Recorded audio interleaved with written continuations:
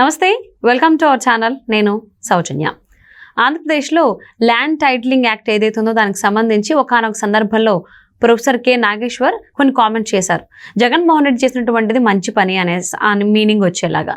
So దీనిపైన social మీడియాలో ఆయన మాట్లాడిన మాటలకు సంబంధించి వైరల్ అవుతున్నాయి. అదంతా టీడీపీ వాళ్ళు చేస్తున్నారు అని అంటున్నారు. మరి ఈ అంశానికి సంబంధించి మనతో మాట్లాడడానికి, వారి అభిప్రాయాన్ని, విశ్లేషణని మనతో పంచుకోవడానికి ఈరోజు మనతో పాటు ఉన్నారు జనసేన అధికార ప్రతినిధి కూసంపూడి శ్రీనివాస్ గారు ఉన్నారు. వారితో మాట్లాడదాం. నమస్తే అండి. నమస్తే అమ్మా. ప్రొఫెసర్ కె నాగేశ్వర్ చాలా సందర్భాల్లో చాలా ఆయన అభిప్రాయాలు బయటపెట్టడం జరిగింది.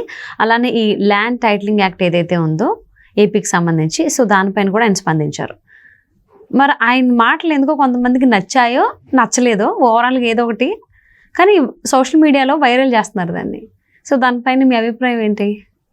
ఒకటి సౌజన్య, ఒక ల్యాండ్ టైటిలింగ్ యాక్టింగ్ గురించి అతని అభిప్రాయాన్ని అతను చెప్తే తప్పేం లేదు. అతను నచ్చితే మంచిదని చెప్పొచ్చు, లేకపోతే నచ్చకపోతే చెడ్డదని చెప్పొచ్చు. దేని పెద్ద ఇష్యూ కాదు, ఎందుకంటే ఒక డిస్కషన్ వెళ్తుంది. బట్ ఆయన అది మాట్లాడుతూ అసలు సమస్య ఏంటంటే మన ఆస్తి మీద, మన ఆస్తి పత్రాల మీద, మన పట్టదారి పాస్ పుస్తకం మీద జగన్ రెడ్డి ఫోటో ఎందుకు అని క్వశ్చన్ చేస్తున్నాం. మనం కాదండి, సామాన్య ప్రజలందరూ కూడా ప్రశ్నించేది ఏంటంటే మా ఆస్తి పత్రాల మీద నీ ఫోటో ఏంటి అని అంటున్నారు. ఇదే మాటని వైఎస్ఆర్ కాంగ్రెస్ పార్టీకి సంబంధించినటువంటి నాయకులు కూడా మొన్న ప్రచారంలో భాగంగా భారతీయ గారు వెళ్తే ఆవిడని కూడా ప్రశ్నించారు. కుమరంపల్లిలో భాస్కర్ రెడ్డి మాజీ సర్పంచ్ భర్త డైరెక్ట్గా అడిగాడు, పత్రాలు మావి, మా ఆస్తి, మా తాతల తండ్రులు సంపాదించిన ఆస్తులు, జగన్ రెడ్డి గారి ఫోటో ఏంటండి, తప్పు కదా అని వ్యక్తం చేశారు. అంటే సామాన్యులు కూడా అర్థమైంది. అంటే మరి ప్రొఫెసర్ నాగేశ్వరరావు గారికి అర్థమైందా, అర్థం అవ్వలేదంటే అర్థమైనట్టు నటిస్తున్నాడో మనకు అర్థం కాని విషయం ఏంటంటే, చాలా వితండవాదంగా భూమిని ఇదవచ్చు, పత్రం ఇదవచ్చు, కానీ ఇచ్చింది జగన్ రెడ్డి కదా అంటాడు. జగన్ రెడ్డి ఇవ్వడం ఏంటి? చాలా విచిత్రం. జగన్ రెడ్డి ఇవ్వడం ఏంటి?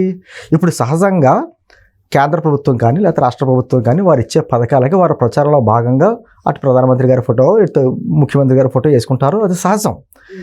ఈ శాశ్వతంగా ఉండే పాస్ పుస్తకాలు, ఆస్తి పత్రాలు, జగన్మోహన్ రెడ్డి గారు ఈరోజు ఉండొచ్చు, రేపొద్దున వెళ్ళిపోతాడు, ఇంకో ముఖ్యమంత్రి వస్తాడు, ఆ తర్వాత ఇంకో ముఖ్యమంత్రి వస్తాడు. ముఖ్యమంత్రులు మారుతూ ఉంటారు, వీరందరూ మారుతారు, కానీ ఈ పత్రాలు మారవుగా.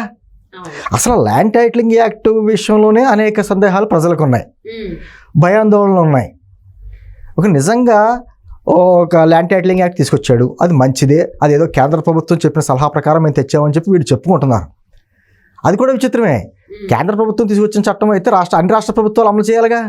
ఆంధ్రప్రదేశ్లోనే ఎందుకు ఈ దరిద్రం? అయినా సరే కేంద్ర ప్రభుత్వం మాట వినేసి పాపం జగన్మోహన్ రెడ్డి గారు ఏదో ఈ చట్టం తీసుకొచ్చాడు అనుకుంటే దాంట్లో ఉన్న అనేక సందేహాలు, ప్రజల నుంచి వస్తున్న సందేహాలకి నివృత్తి చేయాలి. ప్రజలు ఏమడుగుతున్నారు? అక్కడ ఉన్నటువంటి చాలా ఉన్నట్లో మెయిన్ సమస్య ఏంటంటే, ఒక 2 సంవత్సరాల వరకు ఆ భూమి ఎవరికైనా పొరపాటున రిజిస్ట్రేషన్ అయిపోతే తర్వాత 2 సంవత్సరాల తర్వాత చూసుకునే ఉపయోగం లేదు. ఒకటి, అక్కడ ల్యాండ్ టైటిలింగ్ ఆఫీసర్ ఉంటాడు, ఆ ఆఫీసర్ దగ్గర మనకు సమస్య వెళ్ళిన తర్వాత అక్కడ సమస్య పరిష్కారంగా అవ్వకపోతే అప్లేట్ అధికారి దగ్గరికి వెళ్ళాలట. అక్కడ అవ్వకపోతే ఇదివరకు లోకల్ కోర్ట్స్లోని తేల్చుకునేవారు న్యాయాలు. ఇప్పుడు అది కూడా లేకుండా డైరెక్ట్గా హైకోర్టుకి ఇచ్చారు. ఒక సామాన్యుడు నాకు అన్యాయం జరిగింది, నా భూమి విషయంలో వేరే వాళ్ళ పేరు మీద రిజిస్టర్ అయిపోయిందని చెప్పేసి అడగడానికి హైకోర్టుకి వెళ్ళగలడా? కష్టంగా. నార్మల్ గానే కోర్టుకి వెళ్ళడానికి ఆలోచిస్తారు, హైకోర్టుకి వెళ్ళాలి. ఎలా సాధ్యం?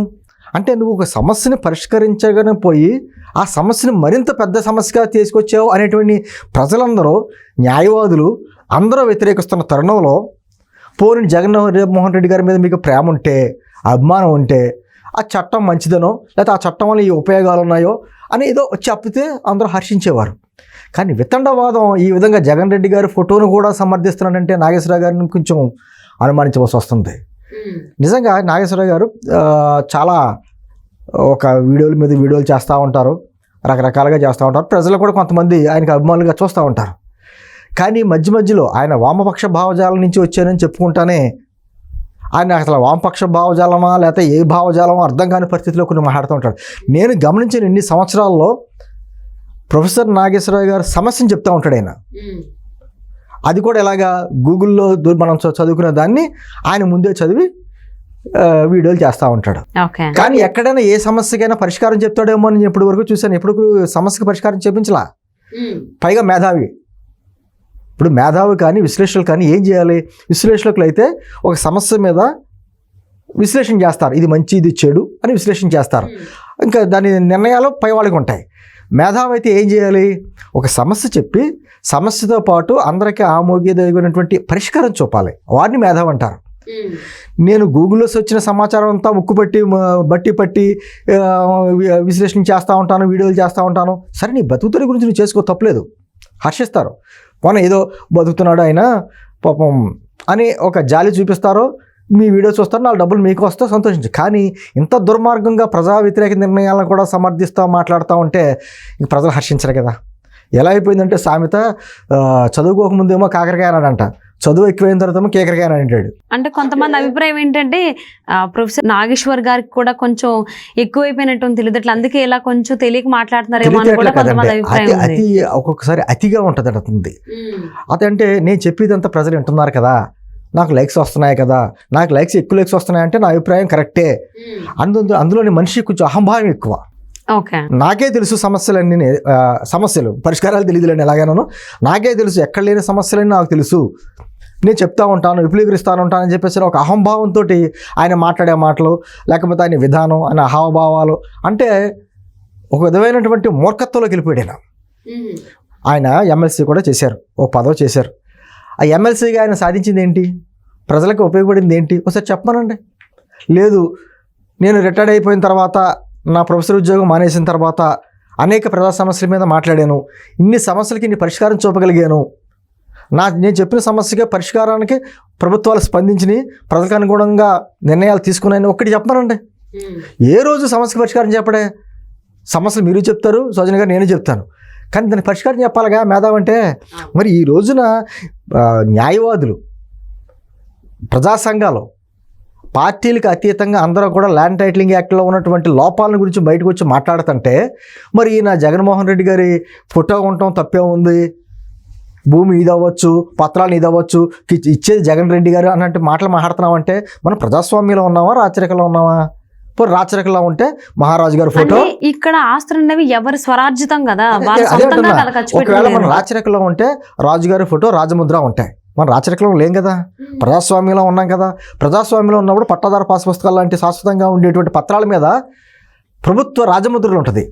ఆంధ్రప్రదేశ్ ప్రభుత్వం అయితే ఆంధ్రప్రదేశ్ రాజముద్ర, తెలంగాణ ప్రభుత్వం తెలంగాణ రాజముద్ర ఉంటుంది. అంతేగాని ముఖ్యమంత్రుల ఫోటోలు లేకపోతే రెవెన్యూ డిపార్ట్మెంట్ ఫోటోలు ఉండవే. పోనీ మీరు చెప్పిందే కరెక్ట్ అనుకుంటే దాని మీద సంతకం ఎవరిది ఉంటుంది? ఎండిఓ గారిదో, ఎంఆర్ఓ, ఈ స్థానిక అధికారులతో ఉంటుంది కదా. పోనీ వాళ్ళ ఫోటోలు పెట్టుకోవచ్చుగా. నేను అంటుంది, మా పత్రాల మీద నీ ఫోటోలు ఏంటి అని చెప్పి ప్రజలు కూడా స్పందిస్తున్నటువంటి, ప్రశ్నిస్తున్నటువంటి తరుణంలో అది కరెక్ట్ అని చెప్పడం ఎంతవరకు సమంజసం? చాలా విచిత్రంగా ఉంది. అంటే నాగేశ్వరరావు గారు అనేక మంది అంటున్నట్టుగా నేను అన్న, కానీ అనేక మంది అన్నట్టుగా ఇప్పుడు జగన్మోహన్ రెడ్డి గారికి అనుకూలంగా మాట్లాడితే మీకు ఏమైనా లబ్ధి చేకూరుతుందేమో, చేకూర్చుకోండి, తప్పులేదు. నేను అమ్ముడు అయిపోయారు అని మాట కూడా అన్నాం. కానీ ఈ మధ్యకాలంలో మీ భావాలు, మీ ప్రకటనలు అన్నీ చూస్తుంటే అనేక అనుమానాలు వస్తున్నాయి. అంటే ఇన్నాళ్ళు మీరు పెంచుకున్నటువంటి పేరు ఏదైతే ఉందో అది పోగొట్టుకునే పరిస్థితులు రాకూడదు. ప్రశ్నిస్తున్నాము అంటే దానికి తగ్గట్టు మీ ప్రవర్తన అలా ఉంది. ఇప్పటికైనా ఒక ప్రభుత్వానికో లేకపోతే ఒక పార్టీకో ఒక విశ్లేషకుల ముసుగులోనో మేధావుల ముసుగులోనో వచ్చి ప్రజలను మోసం చేస్తే మాత్రం ప్రజలు చూస్తూ ఊరుకోరు.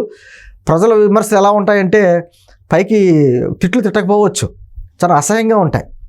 ఆ పరిస్థితి మీరు తెచ్చుకోవద్దు. ఇన్నాళ్ళు తెచ్చుకున్నటువంటి గౌరవం పోగొట్టుకోవద్దని మాత్రం నేను విజ్ఞప్తి చేస్తున్నా. సో చూద్దామండి, మరి రాబోయేటువంటి రోజుల్లోనైనా ప్రొఫెసర్ కె నాగేశ్వర్ మాట్లాడేటప్పుడు ఖచ్చితంగా దాని గురించి బాగా తెలుసుకుని మాట్లాడతారు. ఎవరి అభిప్రాయాలు ఎలా ఉన్నాయి ఏంటని చెప్పి ఆశిద్దామండి.